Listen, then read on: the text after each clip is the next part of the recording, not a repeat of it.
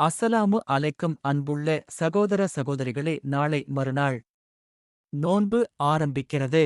நாளை மறுநாள் ஒரு சாதாரண நாள் அல்ல, அது ஒரு அழைப்பு, அல்லாஹ்வின் அழைப்பு.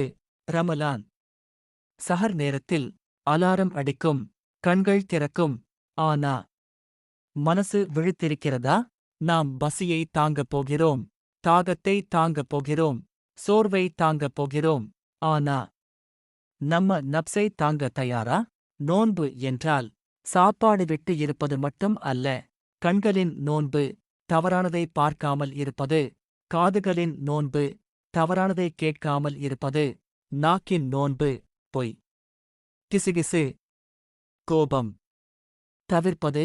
இதயத்தின் நோன்பு, பொறாமை, அகம்பாவம், வெறுப்பு, அவற்றை வெளியே தள்ளுவது. பசி எடுக்கும்போது ஒரு ஏழையை நினைவில் கொள். தாகம் எடுக்கும்போது தண்ணீர் கிடைக்காதவர்களை நினைவில் கொள். அப்போதான் நோன்பு உண்மையாகும். இந்த மாதம் மன்னிப்பின் மாதம். இந்த மாதம் இரக்கத்தின் மாதம். இந்த மாதம் நரகத்திலிருந்து விடுதலை பெறும் மாதம்.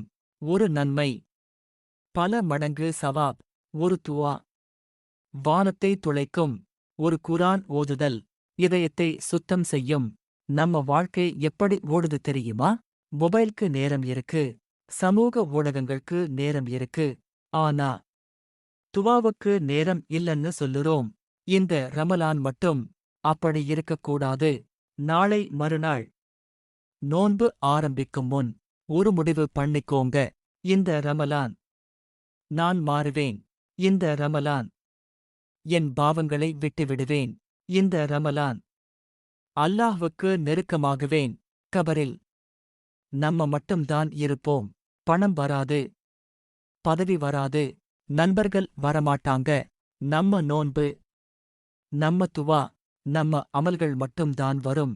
அதனால்தான் இந்த ரமலான் பசி குறைக்கும் மாதம் இல்லை, பாவம் குறைக்கும் மாதம். இந்த ரமலான் சாப்பாடு விடும் மாதம் இல்லை, சுவர்க்கம் வெல்லும் மாதம். நாளை மறுநாள் சஹர் நேரத்தில் எழும்போது மனசார சொல்லுங்க, யா அல்லாஹ், இந்த நோன்பை ஏற்றுக்கொள். என் பாவங்களை மன்னித்துவிடு, என்னை மாற்றிவிடு. நாளை மறுநாள் நோன்பு ஆரம்பிக்குது. நம்ம வாழ்க்கையும் புதியதாக ஆரம்பிக்கட்டும். ஆமீன் ஆமீன் யா ரப்பல் ஆலமீன்.